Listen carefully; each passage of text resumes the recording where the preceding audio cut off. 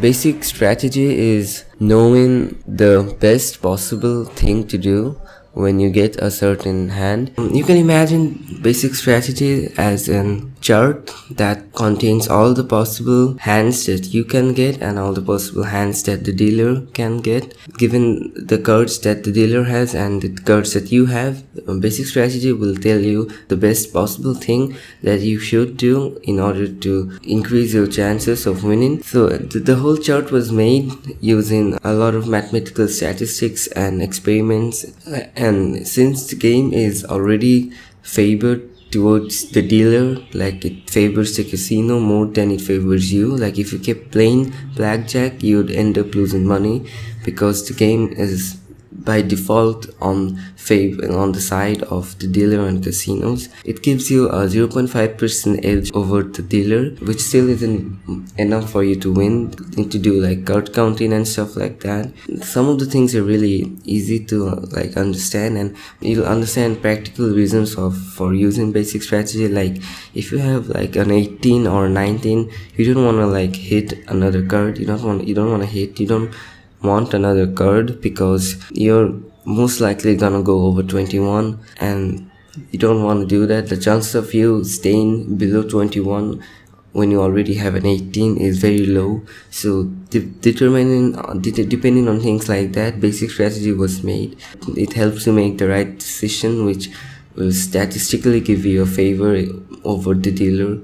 That is what basic strategy is all about. The chart is divided into three main tables, which is pair splitting, soft totals, and hard totals. Now, pair splitting is when you have the same card, when you get the same card twice. Like if you have a pair of aces or a pair of 10 or 9s or 8s or 7, 6, you have a choice of splitting this pair. Now, depending on the dealer card, the best thing for you to do is given in the table. So if you have a pair of 10 and the dealer has a pair of 8, then you should not split, and in fact you should never split 10, and you should always split an ace no matter what the dealer has. When you make a total using ace, and since ace can be changed to be 1 or 11, the total changes, so it isn't like a hard total which doesn't change. If you have an ace and a 6 and the dealer has a 3, then you should double down. And if you have an ace and a 9 which is like 20, then you should never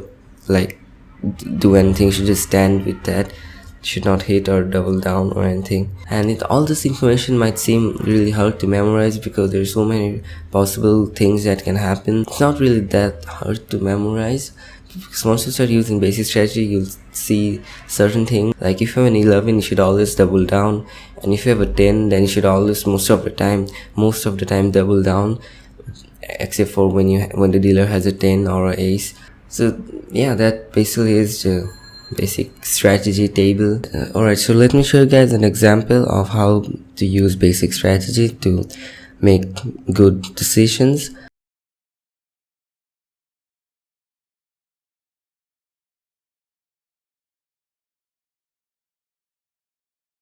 The best thing that you should do right now, since you have an 11 and the dealer has 9, is that you should double down.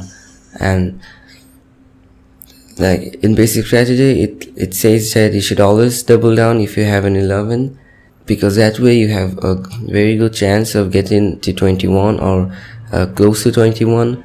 You should do the same for 10 also most of the time. Let's say you say double down, so the dealer gives another card and that way you get a 21.